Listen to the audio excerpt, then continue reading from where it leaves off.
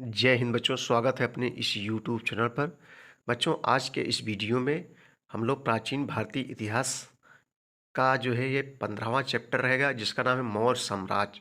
तो मौर्य साम्राज्य के विषय हम लोग विस्तार से आज चर्चाएं इस लूसेंट में के माध्यम से करेंगे। तो चलिए देर न करते बच्चों देखते हैं।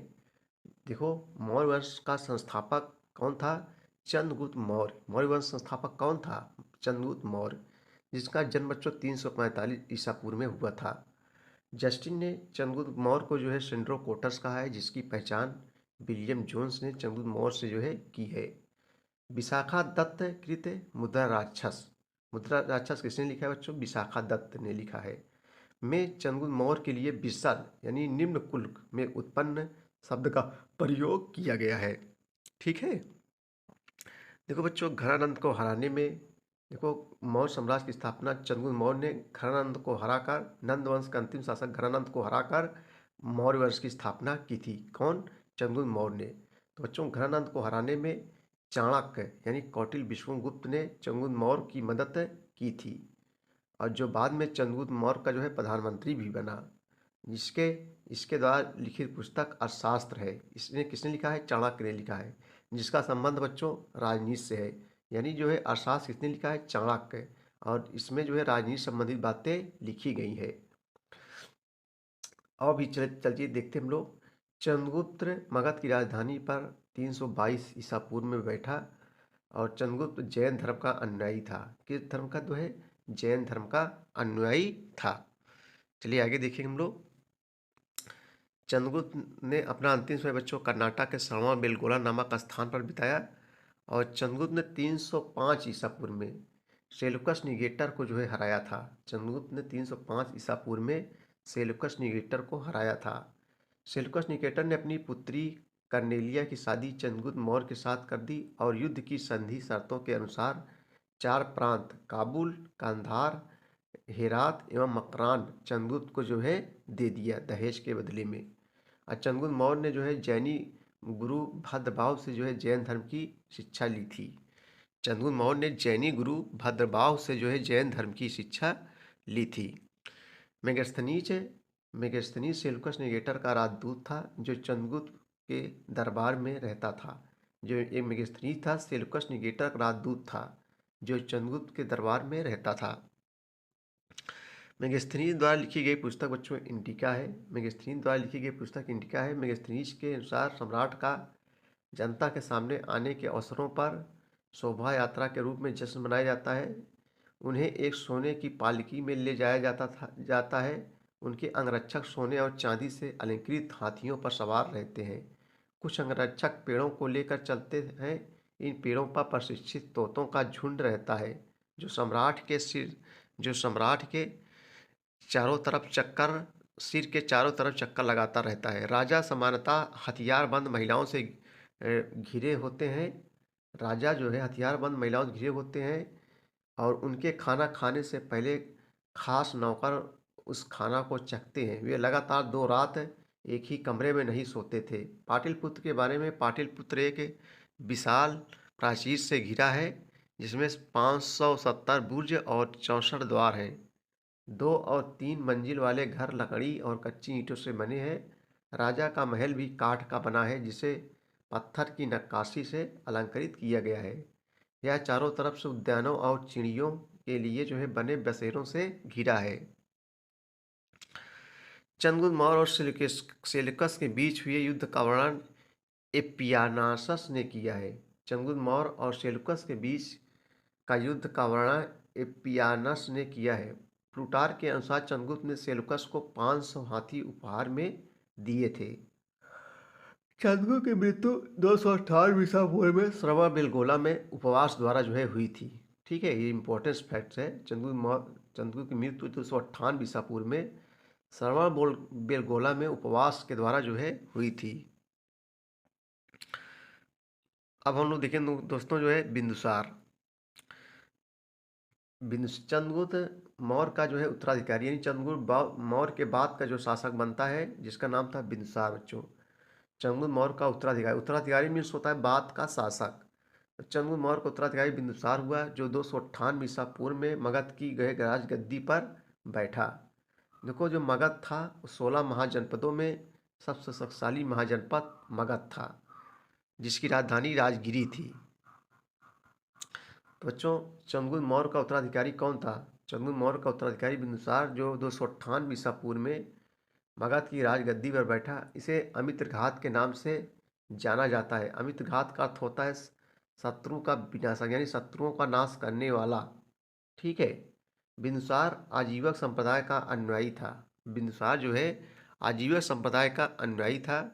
नोट में लिखेंगे हम लोग, आजीवक संप्रदाय की स्थापना मक्खिल पुत्र गोसल ने जो है की थी।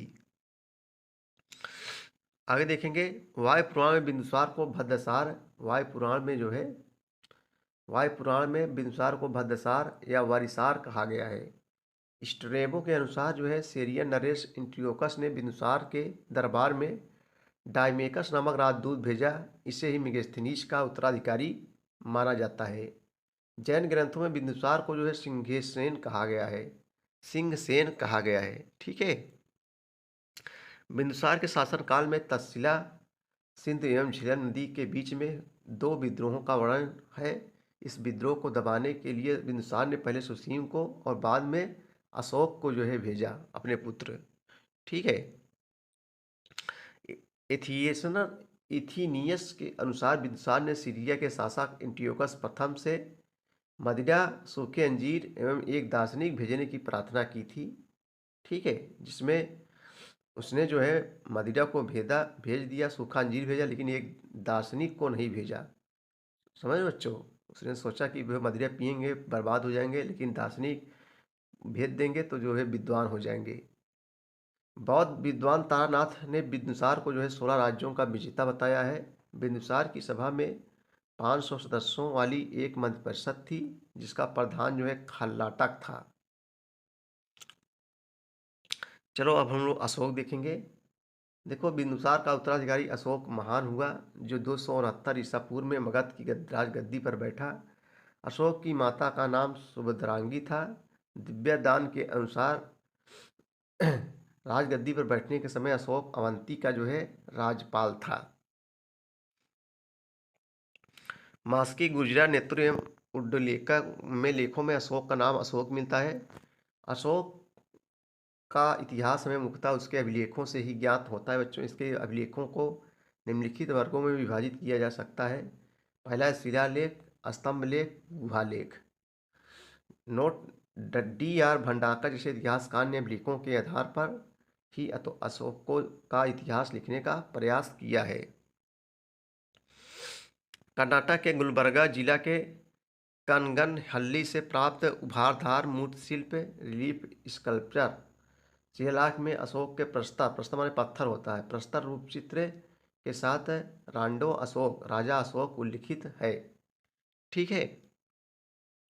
भाव और लेख में अशोक ने स्वयं को मगध का जो है राजा बताया है। पुराणों में अशोक को अशोक वर्धन कहा गया है। अशोक ने अपने अभिषेक के 8 राज्याभिषेक के 8 वर्ष लगभग 261 ईसा पूर्व में कलिंग पर जो है आक्रमण किया और कलिंग की राजधानी तोसली पर जो है अधिकार कर लिया। ये इसका उल्लेख बच्चों 13वें शिलालेख में किया गया है। पहले जो है अशोक पहले जो है शैव धर्म का अनुयायी था, लेकिन बच्चों कलिंग युद्ध के बाद उसने जो है बौद्ध धर्म को अपना लिया। अशोक के प्रमुख शिलालेख का स्थान एवं संबंधित राज्य। शिलालेखों का स्थान, संबंधित राज्य जैसे है शाहबाजगढ़ी, ये जो है संबंधित पाकिस्तान, पेशावर पाकिस्तान में है। मनसेहरा, ये जो है हजारा पाकिस्तान में है। कालसी उत्तराखंड में है। गिरनार, ये गुजरात में है दोस्तों। धौला तथा जौगढ़, ये उड़ीसा में है। और उसके बाद में है एरगुड़ी, ये आंध्र प्रदेश में है। सोपारा महाराष्ट्र, रूपनाथ मध्य प्रदेश, सासाराम बिहार, भ्रभु विराट राजस्थान में है। मास्की कर्नाटक, ब्रह्मागिरी, सिद्धपुर, ये सब जो है कर्नाटक में है। अहरौरा, ये उत्तर प्रदेश में है। आगे चलेंगे। प्लिनी का कथन है कि मिस्र का राजा फिलिडोसस, मिस्र का जो है राजा फिलाडेल्फस टालमी द्वितीय ने पाटलिपुत्र में डियानिसियस नामक एक दर्वादूत भेजा था। आगे देखेंगे अशोक के प्रमुख शिलालेख एवं उनमें वर्णित विषय। देखो, पहला शिलालेख है जिसमें इसमें पशु बल की निंदा की गई है। अति अशोक शिलालेख है। दूसरा है बच्चों, मनुष्य व पशु दोनों को चिकित्सा व्यवस्था का उल्लेख है। तीसरे अभिलेख में इसमें राजकीय अधिकारियों को यह आदेश दिया गया है कि वे हर 5वें वर्ष उपरांत दौरे पर जाएं। इनमें कुछ धार्मिक नियमों का भी उल्लेख है। चौथे अभिलेख में क्या है बच्चों? देखो, चौथा अभिलेख में भेरी घोष की जगह धम्म घोष की घोषणा की गई है। पांचवा अभिलेख में इनमें धर्म महामंत्रों की नियुक्ति की जानकारी मिलती है। छठे में इसमें आत्म नियंत्रण की शिक्षा दी गई है। सातवां और आठवां इनमें अशोक की तीर्थ यात्राओं का उल्लेख किया गया है। नवें अभिलेख में इसमें सच्ची भेंट तथा सच्चे शिष्टाचार को उल्लेख किया गया है।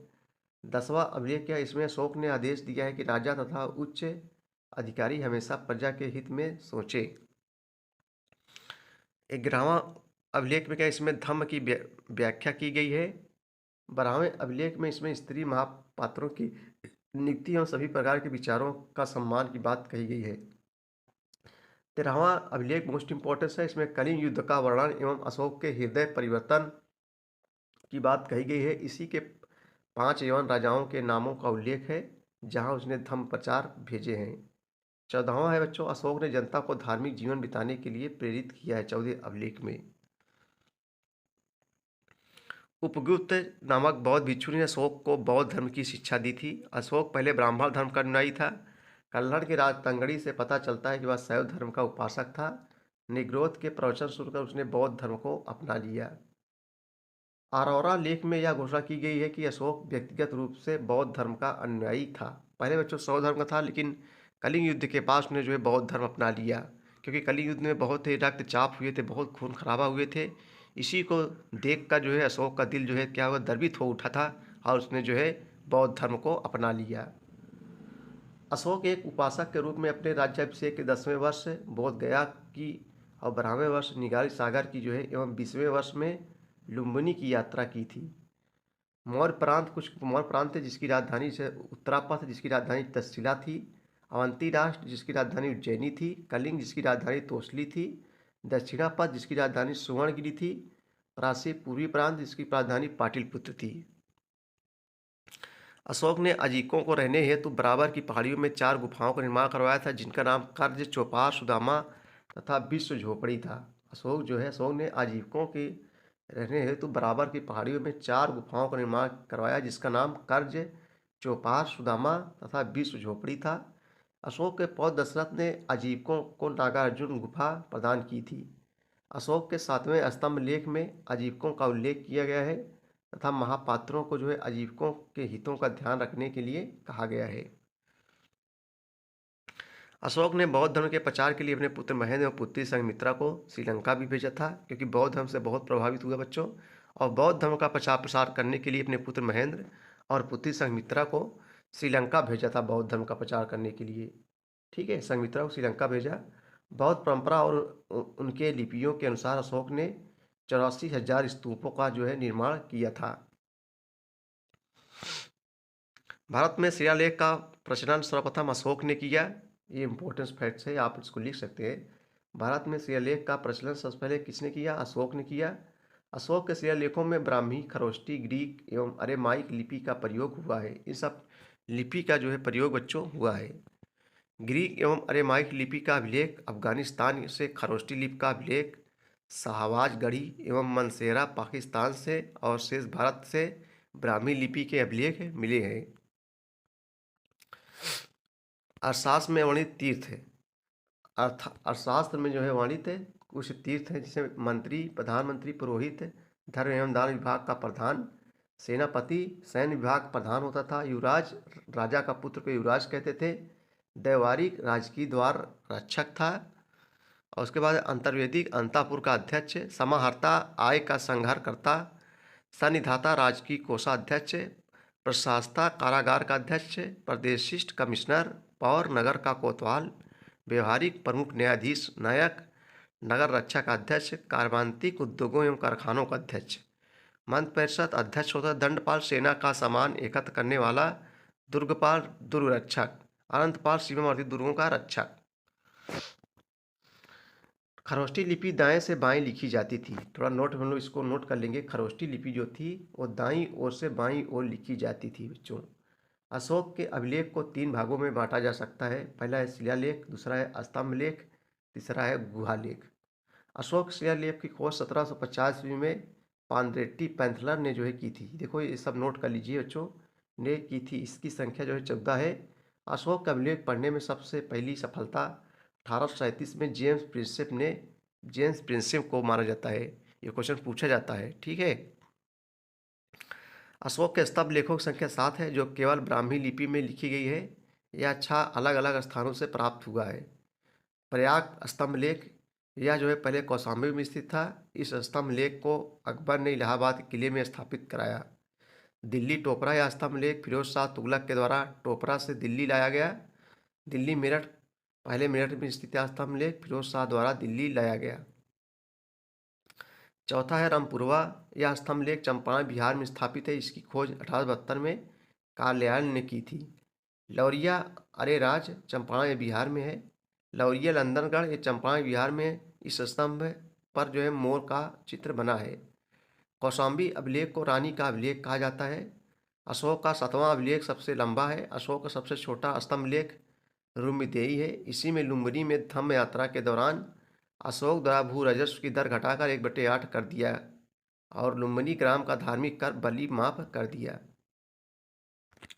नोट में देखेंगे हम लोग महास्थान, बांग्लादेश से प्राप्त सहगोरा का ताम्रपत्र अभिलेख में मौर्य काल में अकाल सूखा जैसे देवी परिकोप के समय राज्य द्वारा जो है राहत कार्य किए जाने का विवरण प्राप्त होता है। प्रथम पृथक शिलालेख में यह घोषणा की गई, सभी मनुष्य मेरे बच्चे हैं। अशोक का सार्य कुना कंधार अभिलेख ग्रीक एवं अरेमाइक भाषाओं से प्राप्त हुआ। साम्राज्य मुख्यमंत्री एवं पुरोहित की नियुक्ति के पूर्व इनके चरित्र को काफ़ी जांचा परखा जाता था, जिसे उपदा परीक्षण कहा जाता था। सम्राट की सहायता के लिए एक मंत्रिपरिषद होती थी, जिसमें सदस्यों की संख्या 12, 16, 20 हुआ करती थी। अर्थशास्त्र में शीर्ष उत्तराधिकारी के रूप में तीर्थ का उल्लेख मिलता है, जिसे महापात्र भी कहा जाता है था। इसकी संख्या 18 थी। अर्थशास्त्र में चर जासूस को कहा गया है। अशोक के समय मौर्य साम्राज्य में प्रांतों की संख्या 5 थी। प्रांतों को चक्र कहा जाता था। प्रांतों के प्रशासक कुमार या आर्यपुत्र या राष्ट्रीय कहलाते थे।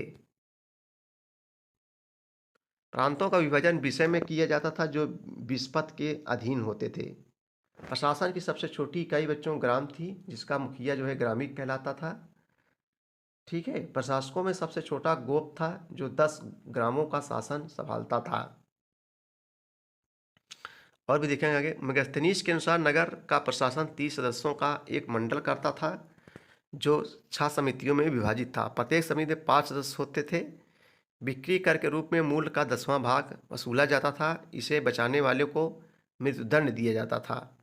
मेगास्थनीज के अनुसार जो है एग्रोनमाई मार्ग निर्माण अधिकारी था। जस्टिन के अनुसार चंद्रगुप्त मौर्य की सेना में लगभग 50,000 अश्वरोही सैनिक, 9,000 हाथी व 8,000 रथ थे। ठीक है। जस्टिन नामक यूनानी लेखक के अनुसार चंद्रगुप्त ने अपनी 6 लाख फौज से सारे भारत में रौंद दिया। यह बात सही भी हो सकती है और नहीं भी, लेकिन यह सही है कि चंद्रगुप्त ने पश्चिमोत्तर भारत को सेल्यूकस की जो है गुलामी से मुक्त किया। जस्टिन ने चंद्रगुप्त की सेना को लुटेरों की सेना कहा है। देखो आगे ये देखते हम लोग प्रशासनिक समिति एवं उसके कार्य। कुछ समिति थी, जैसे प्रथम समिति उद्योग एवं शिल्प कार्य का निरीक्षण, द्वितीय समिति विदेशियों की देखरेख, तृतीय जन्म मरण का विवरण रखना, चतुर्थ व्यापार एवं वाणिज्य की देखभाल, पंचम निर्मित वस्तुओं का विक्रय का निरीक्षण, छठी थी दोस्तों बिक्री कर वसूल करना। आगे देखेंगे हम लोग। युद्ध क्षेत्र में सेना का नेतृत्व करने वाला अधिकारी नायक कहलाता था। सैन्य विभाग सबसे बड़ा अधिकारी सेनापति होता था। प्लिनी नामक यूनानी लेखक के अनुसार चंद्रगुप्त की सेना में 6 लाख पैदल सिपाही, 30,000 घुड़सवार और 9,000 हाथी थे। मेगास्थनीज के अनुसार मौर्य सेना का रखरखाव 5 सदस्यीय 6 समितियां करती थी। मौर्य प्रशासन में गुप्तचर विभाग महामात्र सर्प नामक अमात्य के अधीन था। अर्थशास्त्र में गुप्तचर को जो है गौड़ पुरुष कहा गया है, तथा एक ही स्थान पर रहकर कार्य करने वाला गुप्तचर को संस्था कहा जाता था। एक स्थान दूसरे स्थान पर भ्रमण करके कार्य करने वाले गुप्तचर को संचार कहा जाता था। सैन्य समिति एवं उनके कार्य, कुछ समितियां हैं उनके कार्य, जैसे प्रथम जल सेना की व्यवस्था, द्वितीय यातायात एवं रसद की व्यवस्था, तृतीय पैदल सैनिकों की देखरेख, चतुर्थ अश्वरोही की सेना का देखरेख, पंचम गश्त सेना की देखरेख, छठवां रथ सेना की देखरेख। ये सैन्य समितियां उनके कार्य की समिति थी। अशोक के समय जनपदीय न्यायालय की न्यायाधीशों को राजुक कहा जाता था। सरकारी भूमि को सीता भूमि कहा जाता था। बिना वर्षा की अच्छी खेती होने वाली भूमि को जो है अदेव मात्रक कहा जाता था। मौर्य काल में द्रोण अनाज के माप के लिए प्रयोग होता था। मेगास्थनीज ने भारतीय समाज को 7 वर्गों में विभाजित किया है: दार्शनिक, किसान, अहीर, कारीगर, सैनिक, निरीक्षक एवं सभासद। स्वतंत्र वेश्यावृत्ति को अपनाने वाली महिला रूपा जीवी कहलाती थी। नंद वंश के विनाश करने में चंद्रगुप्त मौर्य ने कश्मीर के राजा प्रवर्तक से सहायता प्राप्त की थी। मौर्य शासन ने 137 वर्षों तक रहा। मौर्य शासन 137 वर्षों तक रहा। भागवत पुराण के अनुसार मौर्य वंश में 10 राजा हुए, जबकि वायु पुराण के अनुसार 9 राजा हुए। मौर्य वंश का अंतिम शासक बृहत्तर था, जिसकी हत्या उसके सेनापति पुष्यमित्र शुंग ने 185 ईसा पूर्व में कर दी और मगध पर शुंग वंश की नींव डाली। ठीक है बच्चों, तो ये था जो है मौर्य वंश है लुसेंट का